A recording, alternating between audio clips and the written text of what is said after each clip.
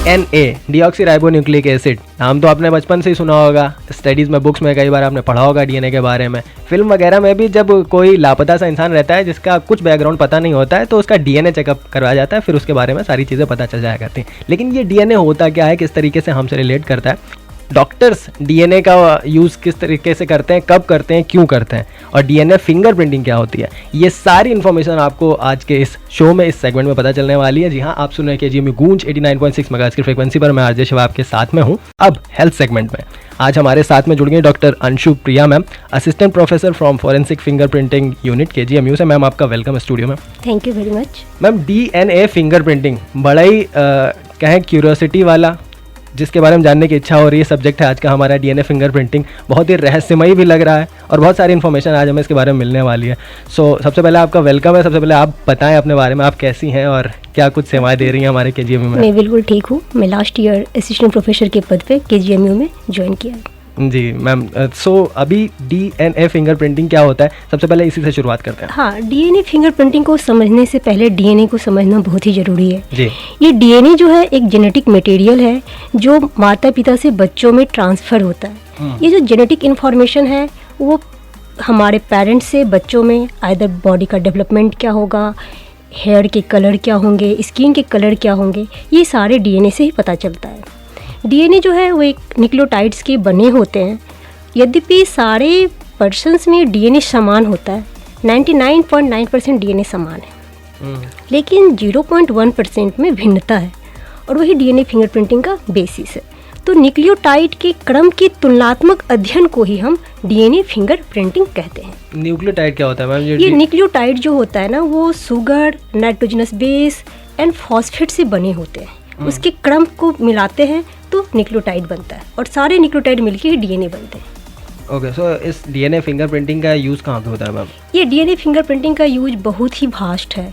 DNA fingerprinting का use हम जैसे कि कोर्ट में हत्या एवं बलात्कार जैसे मामलों में, आपराधिक मामलों में अपराधी को पता करने में करते हैं। इतना ही नहीं, बहुत सारे डिजास्टर्स हो जाते हैं, चाहे वो सुनामी हो, आइदर वो अर्थक्वेक हो, तो डिजास्टर के केस में आइडेंटिफिकेशन काफ़ी मुश्किल होता है। जी।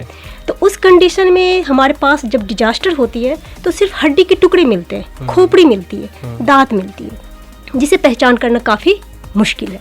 तो डीएनए फिंगरप्रिंटिंग से हम यहाँ तक ये बता सकते हैं कि वो जो खोपड़ी है वो किसी पुरुष की है या किसी महिला की है, या प्लस उस किसकी है, उससे उसके फैमिली वाले से उसका रेफरेंस सैंपल लेके हम उसे मिलान करके बता सकते हैं, उसकी आइडेंटिटी एस्टेब्लिश कर सकते हैं। इतना ही नहीं, डीएनए फिंगरप्रिंटिंग का प्रयोग जो है, जैसे हत्या बलात्कार का मैंने मामला बताया, पैटर्निटी टेस्टिंग जिसको कहते हैं कि जो बच्चा है उसके वास्तविक माता पिता कौन है, वहाँ भी इसका प्रयोग किया जाता है। डीएनए फिंगरप्रिंटिंग का प्रयोग मानव के अलावा जानवरों में भी किया जा रहा है। आपने सुना होगा कि 1998 में सलमान खान, जिसको एनिमल पोचिंग, काले हिरन को उन्होंने मार दिया था, तो उन्हें उसमें 5 साल की उन्हें सज़ा मिली थी, और डीएनए फिंगरप्रिंटिंग से उस एनिमल की आइडेंटिटी को पता किया गया था कि वो एनिमल जो था वो काला हिरन ही था। क्योंकि एनिमल प्रोहिबिशन एक्ट में ये मेंशन्ड है कि आपको सारे इंडेंजर्ड स्पीसीज को प्रिजर्व रखना है, इस पर हमें हंटिंग नहीं कर सकते। तो डीएनए फिंगरप्रिंटिंग का मानव में आइडेंटिटी, पैतृक पता करने, यहाँ तक कि जो पैतृक संपत्ति होती है भाई बहनों में, बंटवारा में, वहाँ भी हम डीएनए फिंगरप्रिंटिंग से बता सकते हैं ये जो है इसका भाई है, ये इसका बेटा है। तो पैतृक संपत्ति में को सुलझाने में भी इसका प्रयोग किया जाता है। डीएनए फिंगरप्रिंटिंग बहुत ही एडवांस और न्यू टेक्निक्स है। टेक्निक्स तो मैं नहीं कहूँगी न्यू, बहुत ओल्ड है, बट नाउ-ए-डेज हमारे देश में इस टेक्निक को प्रचलित हो रही है, और इन फ्यूचर इसका एडवांसमेंट बढ़ते जा रहा है और ये बढ़ते ही जाएगा। मैम डीएनए टेस्ट और डीएनए फिंगरप्रिंटिंग दोनों अलग अलग चीज़ हैं क्या? हाँ, दोनों अलग अलग चीज़ है। डीएनए टेस्ट में फिंगरप्रिंटिंग मतलब समथिंग प्रिंट आउट, मतलब समथिंग पैटर्न हम देखते हैं, और डीएनए टेस्ट में हम किसी भी डिजीज का टेस्ट कर सकते हैं। डीएनए को लेके सिंपल टेस्टिंग कि हाँ किस जीन का म्यूटेशन है, नॉर्मल टेस्टिंग से भी हम डीएनए टेस्ट कर सकते हैं। डीएनए टेस्ट करने के लिए मुझे फिंगरप्रिंटिंग, डीएनए प्रोफाइलिंग टेस्ट की ज़रूरत नहीं पड़ती। किसी दूसरे इंस्ट्रूमेंट से हम जीन के लेवल पे डीएनए को बता सकते हैं कि उस जीन में म्यूटेशन है या नहीं।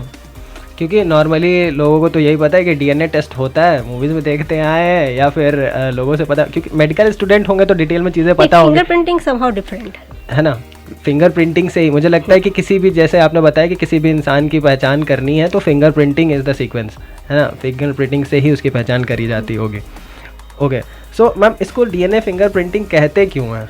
इसका नाम, इसका फिंगर प्रिंटिंग क्यों पड़ा डीएनए? जैसा कि आपको मालूम है कि फिंगरप्रिंट चाहे वो बच्चे से बूढ़े तक सेम होता है। ईच पर्सन के फिंगरप्रिंट्स काफ़ी यूनिक होते हैं। हमारे फिंगरप्रिंट दूसरे के फिंगरप्रिंट से मैच नहीं करता है क्योंकि इसके जो पैटर्न होते हैं वो काफ़ी यूनिक होता है।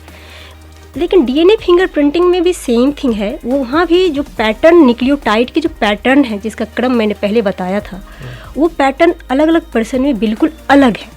और चूंकि यहाँ भी पैटर्न देख रहे हैं और डीएनए को लेके देख रहे हैं तो इसलिए फिंगरप्रिंटिंग की तरह इसे डीएनए फिंगरप्रिंटिंग कहा जाता है। ओके, एक छोटे से बाल से भी हमने सुना है डीएनए टेस्ट हो जाता है। बिल्कुल। तो कैसे होता है मैम, थोड़ा इसके बारे में इसकी बताएं। प्रक्रिया, इसके लिए आपको डिटेल्स जानने होंगे।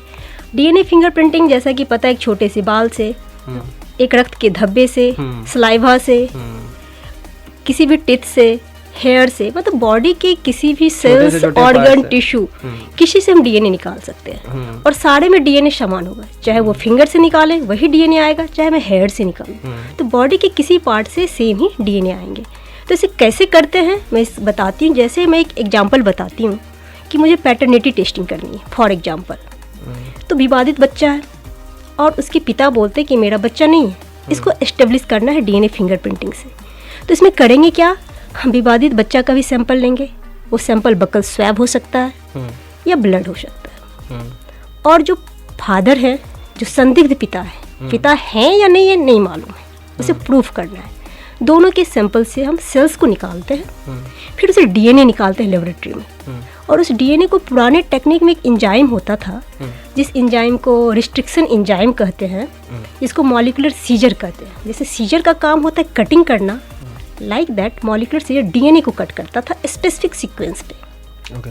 तो सारे छोटे छोटे टुकड़े में हमें डीएनए के पैटर्न स्पेसिफिक साइट के मिल जाते थे। तो सेम चीज़ मैं पेरेंट्स फादर के लिए भी किया, सेम थिंग मैंने बच्चों के लिए भी किया। दोनों को मैंने लेबोरेटरी में एग्रो जेल होता है उस पर ट्रांसफ़र करके उसको रन करते हैं, फिर उसे हम नायलॉन मेम्ब्रेन पे ट्रांसफ़र करके उसके स्पेसिफिक प्रोब से हाइब्रिडाइज करके एक्सरे पे डेवलप करते थे। और दोनों पैटर्न की तुलना करते थे और उसके बाद बताते थे कि ये जो विवादित बच्चे के फादर हैं या नहीं। बट नाउअडेज अभी ये टेक्निक कम यूज होता है, अभी पीसीआर बेस्ड टेक्निक यूज हो रहा है जिसे पॉलीमरेज चेन रिएक्शन कहते हैं।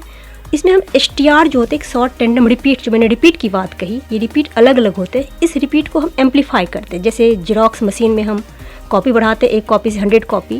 क्योंकि फॉरेंसिक क्राइम सीन पे सैंपल्स तो बहुत माइन्यूट अमाउंट में मिल सकते हैं, एक ड्रॉप मिल सकता है, बट उतना सफिशिएंट नहीं होगा कि मैं उसका VNTR करूँ, पुरानी टेक्निक से करूँ, पूरे डीएनए मुझे लार्ज अमाउंट में चाहिए।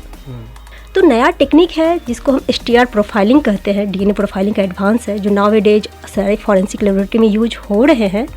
उसमें हम डीएनए को एम्पलीफाई करके इसे कॉपी को पहले बढ़ा लेते हैं और देन उसको हम इंस्ट्रूमेंट पे रन करके प्रोफाइल को क्रिएट करते हैं और दोनों प्रोफाइल की फिर तुलना करके बताते हैं कि विवादित बच्चा के एक्चुअल फादर ये हैं या नहीं। क्योंकि कंसेप्ट क्या है कि 50% जो एलील होता है वो ट्रांसफ़र होता है फादर से बच्चों में और 50% आता है उसके मदर से। तो यदि 50% उसके जो भी करस्पॉन्डिंग लोकस पे जो भी एलील फादर के साइड का सब आ रहा है बच्चों में, तो मैं कहूँगी कि डीएनए फिंगरप्रिंटिंग के थ्रू ये बच्चा जो है उसी संदिग्ध पिता का है। यदि मैच नहीं करता है, एक भी लोकस पे मैच नहीं करेगा, तो ये रूल आउट कर दूंगी। साइंटिफिक टर्म में प्रोबेबिलिटी के बेसिस पे रूल आउट करते हैं, देयर इज नो प्रोबेबिलिटी कि that child is of that father. तो मतलब मुझे लग रहा है ऐसा सुन करके कि जैसे कोई पुलिस केस वगैरह होता है कहीं, कोई जिसमें संदिग्ध चीज़ें होती हैं, उसमें ऐसे केसेस वहाँ पर आते हैं। इसके अलावा किस किस तरीके के मैम केसेस आते हैं लाइक डीएनए फिंगरप्रिंटिंग को लेकर? ये तो मैंने एक पैटर्निटी की बात की। अब क्राइम सीन का देखिए, जितने मर्डर केस होते हैं, हत्या का मामला हुआ या रेप केस हुए, रेप केस भी बढ़ते जा रहे हैं हमारे देशों में। तो हत्या के मामले में भी क्राइम सीन जो होता है, जहाँ पे एक चेन ऑफ कस्टडी तो मेंटेन नहीं हो रहा है, तो क्राइम सीन पे जो पुलिस होती है, इन्वेस्टिगेटिंग ऑफिसर्स होते हैं, वो कुछ सैंपल को क्राइम सीन पे आफ्टर क्राइम जब हो जाता है कुछ सैंपल्स छूट जाते हैं, तो उस संदिग्ध सैंपल्स को वो फॉरेंसिक लेबोरेटरी भेजते हैं। और उस क्राइम हत्या के मामले में कि वो जो ब्लड था और जो भी संदिग्ध अपराधी था, एक्यूज था, उसकी ब्लड से और जो क्राइम सीन पे जो ब्लड मिला, दोनों को भेजा जाता है फॉरेंसिक लेबोरेटरी में क्राइम सीन के केस में। और उससे दोनों का सेम प्रोसेस, जैसा कि मैंने पैटर्निटी में बताया, वैसे ही उसकी भी मिलान करते हैं और कहते हैं कि हाँ जो ब्लड गिरा था उसमें ये पर्सन इन्वॉल्व थे। इतना ही नहीं, बलात्कार के केस में हम सीमेन एनालिसिस करते हैं और सीमेन, जैसे कि मेडिकल हॉस्पिटल में सीमेन का सैंपल लिया जाता है और वो सैंपल को फॉरेंसिक लेबोरेटरी में भेजे जाते हैं और सीमेन में हम फिर डीएनए निकालते हैं। सीमेन से किसी सेल से निकाल सकते हैं, तो सीमेन से डीएनए निकाल के और कोई भी एक्यूज्ड यदि पकड़ा गया उस केस से, तो उसके भी हमारे पास यदि रिकॉर्ड्स हैं, कोई कस्टडी में है, तो उसका भी सैंपल डीएनए से निकालते हैं और फिर मैच कराते हैं कि वो एक्यूज जो था वो रेप केस में इन्वॉल्व था। मोस्टली मैम क्राइम केसेस में ही इसका इस्तेमाल होता है या फिर और भी? बिल्कुल नहीं, क्राइम केस में तो इसके इस्तेमाल हो ही रहे हैं। मैंने पैटर्निटी में आपको सिविल केस की बात भी मैंने कह दी कि सिविल केसों में इसका यूज होता है। मेडिकल साइंस में इसके बहुत ज़्यादा यूज है, क्योंकि मेडिकल साइंस में आपको जैसा पता है जितनी भी अनुवांशिक बीमारी है जो पेरेंट्स से ऑफ स्प्रिंग में आता है, उस बीमारी में जैसे आप हीमोफीलिया कहिए, थैलेसेमिया कहिए या अलग डाउन सिंड्रोम और बीमारियां हैं, अनुवांशिक बीमारियां, वो हम पता करते हैं डीएनए फिंगरप्रिंटिंग से। और इसके अलावा ऑर्गन ट्रांसप्लांटेशन की भी बात आपने सुनी होगी कि किडनी ट्रांसप्लांटेशन हो रहा है, लीवर ट्रांसप्लांटेशन हो रहा है और रिजेक्शन हो जा रहा है। पहले तो ब्लड ग्रुपिंग के बेसिस पे करते थे, उसके बाद HLA मैचिंग करते थे, ह्यूमन ल्यूकोसाइट एंटीजन मैचिंग करते थे, क्योंकि कंसेप्ट है कि ऑर्गन ट्रांसप्लांटेशन में कि क्लोज रिलेटिव का ही ऑर्गन होना चाहिए, तभी रिसिपिएंट उसको एक्सेप्ट करेगा। अदरवाइज क्या होगा, ऑर्गन तो ट्रांसप्लांट हो जाएंगे बट उसकी रिजेक्शन हो जाएगी, साथ में मैच ही नहीं कर रहा। HLA मैचिंग कभी कभी हो भी जाती है बट वो फॉल्स का इंजन पल्सर में लगा दोगे तो कहाँ चलेगा, तो वो फॉल्स मैचिंग की वजह से रिजेक्शन हो जाता है। और इतनी ह्यूमन ट्रैफिकिंग बढ़ रही है कि लोग कहीं ना कहीं से लीवर किडनी ला के बेच रहे हैं, तो ऐसे केस में ह्यूमन ट्रैफिकिंग को भी रोका जा सकता है। डीएनए फिंगरप्रिंटिंग से हम उसके क्लोज रिलेटिव का पता कर सकते हैं कि हाँ उसकी ये फादर की किडनी है या उसके भाई की किडनी है, उसकी बहन की है। हम क्लोज रिलेटिव की किडनी है या लीवर है या बोन मैरो ट्रांसप्लांटेशन हो रहा है, तो डीएनए प्रोफाइलिंग का ट्रांसप्लांटेशन में भी काफ़ी योगदान है। पहले ही डीएनए टेस्ट कर लिया जाता होगा और डीएनए मैच करता है, अगर तो फिर ट्रांसप्लांट होता है, नहीं तो नहीं करता है। तो इसके लिए मेडिकल साइंस में यानी कैंसर में भी काफ़ी यूज है। अब कैंसर को अर्ली स्क्रीनिंग कर सकते हैं डीएनए फिंगरप्रिंटिंग से, किस टाइप की किस जीन में म्यूटेशन है और उसके बाद हम उस बेसिस पे किस तरह का ट्रीटमेंट चाहिए, क्योंकि ईच पर्सन की डीएनए मैंने बोला अलग अलग होता है, तो ट्रीटमेंट भी तो अलग अलग होना चाहिए। तो प्रिसीजन मेडिसिन की ओर यदि हम जाएँ तो on the basis of DNA हम क्या कर सकते हैं, अलग अलग पर्सन का डीएनए प्रोफाइल अलग अलग होंगे तो अलग अलग का ट्रीटमेंट भी अलग अलग होगा। तो अलग अलग कैंसर में अलग अलग पर्सन में एक ही कैंसर है, कोलन कैंसर ही है, लेकिन हमारे में एक ड्रग का रिस्पॉन्स हो रहा है बट दूसरे पर्सन में सेम ड्रग रिस्पॉन्ड नहीं कर रहे हैं, क्योंकि उसका डीएनए प्रोफाइल जो है हमसे बिल्कुल अलग है। तो हम ऐसे आंख बंद करके दवा नहीं चला सकते, तो हमारी टेक्निक्स काफ़ी एडवांस होती जा रही है। पहले तो जो कॉमन मेडिसिन होगी वो दी जाएगी, अगर वो वर्क नहीं करती है देन डीएनए फिंगरप्रिंट करके उसके बाद में जो अकॉर्डिंगली जो होगा मेडिसिन वो उसको दिया जाएगा। डीएनए फिंगरप्रिंटिंग का क्या उपयोग है, डीएनए फिंगरप्रिंटिंग कैसे हमसे जुड़ा हुआ है, किस तरीके से इसका इस्तेमाल मेडिकल साइंसेज में आज की डेट में हो रहा है, ये सारी बातें हमें बता रही हैं डॉक्टर अंशु प्रिया मैम, जो कि असिस्टेंट प्रोफेसर हैं फॉरेंसिक फिंगरप्रिंट यूनिट KGMU से।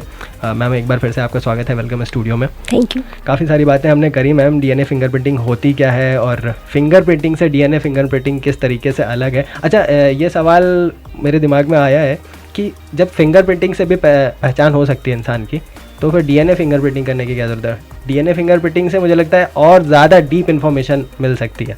जी, एक्चुअली फिंगर टिप्स अलग होते हैं। जो फिंगरप्रिंटिंग है उससे हम आइडेंटिटी पता तो करते हैं, क्योंकि फिंगरप्रिंट भी यूनिक होता है, लेकिन उससे सारी चीज़ हम पता नहीं कर सकते। अब जैसे कि फिंगर टिप्स को चेंज किया जा सकता है, फिंगरप्रिंट हमारे फिंगर टिप्स पे होंगे, ना कि हमारे होल बॉडी में होंगे। यदि मैं सर्जरी के दौरान अपने फिंगर टिप्स को चेंज कर लूँ तो क्या आइडेंटिटी बता सकते हैं? नहीं। बट डीएनए को किसी भी मेडिकल ट्रीटमेंट के द्वारा मैं चेंज नहीं कर सकती। किसी भी सेल से मैं डीएनए, चाहे वो फिंगर टिप्स हो, हेयर हो, किसी से निकाल सकते हैं, वो सेम ही होगा। बट फिंगरप्रिंट के लिए मुझे फिंगरप्रिंट इंटैक्ट चाहिए, अदरवाइज हम उसमें कंपैरिजन नहीं कर सकते। अब जैसे बलात्कार जैसी घटना है, हमारे पास बॉडी फ्लूइड्स है, सलाइवा है, हमारे पास ब्लड है, फिंगरप्रिंट्स तो नहीं है। तो डीएनए एक ऐसी टेक्निक है जिससे हम ये सारे केस को सॉल्व कर सकते हैं। फिंगरप्रिंट अवेलेबल होगा, देन उसे सॉल्व किया जा सकता है। तो मुझे लग रहा है मैम काफ़ी सीवियर केसेस में इसका इस्तेमाल भी किया जाता होगा। सो डीएनए टेस्ट कहाँ होता है मैम, अपने केजीएमयू में कहाँ पर होता है, और इसके कीमत उम्मत के बारे में, इसके बारे में थोड़ा डिटेल में हमारे केजीएमयू में मैं ही फर्स्ट फैकल्टी हूँ इस यूनिट की, फॉरेंसिक फिंगरप्रिंटिंग की। मैं ही ज्वाइन की हूँ लास्ट ईयर सितंबर में। बहुत बढ़िया मैम। और मेरी प्लानिंग है कि मैं इस यूनिट को स्टार्ट करूँ। मैंने प्रपोजल भी भेजा है इसके रिगार्डिंग जी, सेंट्रल में भी भेजा है मैंने प्रपोजल कि सो दैट कि हमारे केजीएमयू में फिंगरप्रिंटिंग हो और मेडिकल साइंस में मैं इस टेक्निक को यूज करके किसी बीमारी का अर्ली से अर्ली पता कर सकूं, किसी भी सिविल केस में पैटेंटी की केस आई मैं सॉल्व कर सकूं। यहाँ तक कि फॉरेंसिक मेडिसिन में काफ़ी वो होते हैं, ऑटोप्सी होता है, तो मैं चाहती हूँ कि सबकी पहचान करना काफ़ी मुश्किल होता है। तो मेरा प्लानिंग है कि यदि हमारे केजीएमयू में ये फिंगरप्रिंटिंग यूनिट एस्टेब्लिश हो जाए तो काफ़ी हद तक सुविधा मिलेगी। लोग काफ़ी लंबे समय तक बीमार रहते, सफ़र करते रहते हैं, उनके ऊपर मेडिसिन असर नहीं करती हैं, और डीएनए फिंगरप्रिंटिंग मुझे लगता है जैसे आपने बताया, तो डीएनए फिंगरप्रिंटिंग करके उनको जल्दी जो सही उनके लायक मेडिसिन होगी उन तक पहुंचेगी और उनका जल्दी से जल्दी वो ठीक हो पाएंगे। सो ये एक बेहतर टेक्निक है और बेहतर उपचार है मेरे ख्याल से, और हम उम्मीद करते हैं कि आपका प्रपोजल जल्दी से जल्दी एकदम ओके हो पाए और हमारे यहाँ पर ये सर्विस भी स्टार्ट हो पाए, लोगों को सुविधाएं मिल पाएँ। मैम इसकी कीमत के बारे में प्लीज़ बताएं, क्या कुछ ज़्यादा पैसे वैसे लग जाते हैं? क्योंकि ये तकनीक तो बहुत सही है, उपयोगी है, डायरेक्ट एकदम निशाने पे तीर लगने वाली है, सब कुछ एकदम क्लियर डिटेल आपको पता चल जाएगी। तो जिस हिसाब से चीज़ें होती हैं, सुविधाएँ होती हैं, उस हिसाब से थोड़ी कीमत भी होती है। आम आदमी अफोर्ड कर सकता है या फिर नहीं कर सकता? आम आदमी अफोर्ड कर सकता है, इसकी कॉस्ट बहुत ज़्यादा नहीं है। 10,000 रफली 10 to 15,000 cost per sample cost होता है, और ये डिपेंड करता है कि आपको किस तरह की टेस्टिंग करानी है। ओके। ये टेस्ट के टाइप पे भी इसके कॉस्ट बढ़ते और घटते हैं। यदि पैटर्निटी करानी है तो इसके कुछ अलग कॉस्ट होंगे। यदि मुझे इमिग्रेशन में भी डीएनए फिंगरप्रिंटिंग का काफ़ी यूज है, क्योंकि मैं फॉरेन जाना चाहती हूँ तो मैं डॉक्यूमेंट्स देना होता है, जैसे मैरिज सर्टिफिकेट देते हैं, बर्थ सर्टिफिकेट देते हैं, बट कभी कभी जो एवियन अथॉरिटी ऐसे रिजेक्ट कर देती है, उन्हें कहीं ना कहीं डाउट होता है कि सर्टिफिकेट फेक है। ओके, हाँ। तो उस कंडीशन में भी डीएनए प्रोफाइलिंग जो है, कहते हैं कि हमारे फॉरेन में हमारे भाई रह रहे हैं, तो क्या सही में भाई रह रहे हैं या नहीं रह रहे हैं? तो ऐसे केस में डीएनए प्रोफाइलिंग से हम भाई के बीच संबंध स्थापित करके बताते हैं कि हाँ एक्चुअल में वो उसका ब्रदर है। तो इसकी कॉस्ट जो मैंने बता दिया 10 to 15,000 रफली है, और डिपेंड करता है ये किस तरह के हमें टेस्ट कराने। अच्छा, टेस्ट करवाया किसी ने तो मैम जैसे आपने कहा बाहर में भाई रह रहे हैं, टेस्ट करवाया, अर्जेंट में टेस्ट करवाया, तो कितनी जल्दी इसकी रिपोर्ट मिल जाएगी? इसका कोई टाइमिंग? जल्दी ऐसे तो 2 दिन 3 दिन में डीएनए रिपोर्ट आ जाते हैं, मैक्सिमम मैं कह सकती हूँ 1 वीक लगेगा। लेकिन इतनी हमारे पास मानव बल की कमी है, इतनी केस की पेंडेंसी है, उस केस के हिसाब से हमारे पास फॉरेंसिक लेबोरेटरीज नहीं है, हमारे पास फैसिलिटी हमारे देश में कमी है। सो दैट किसमें सालों महीनों लग जाते हैं, 2-3 साल भी लग जाते हैं एक केस की रिपोर्ट है। हाँ, क्योंकि हमारे पास मानव बल नहीं है, केस बहुत ज़्यादा आ रहे हैं, चाह के भी हम रिपोर्ट नहीं दे पा रहे हैं। तो हमारे देश में डीएनए लैब का नंबर बढ़ना ज़रूरी है, इसकी संख्या बढ़ेगी इन फ्यूचर। ये तो बड़ा मुद्दा है कि अगर केसेस आ रहे हैं उसके बाद में भी सुविधाएं नहीं हैं। हम चाहेंगे कि अगर कोई बड़ा हमारे पदाधिकारी अगर इस बात को सुन रहे हैं और स्वास्थ्य मंत्री तक भी ये बात पहुंचे, कम से कम वो भी एक बार इसकी तरफ ध्यान दें और डीएनए लैब्स बढ़वाएं। डीएनए फिंगरप्रिंटिंग कितनी ज़्यादा उपयोगी है।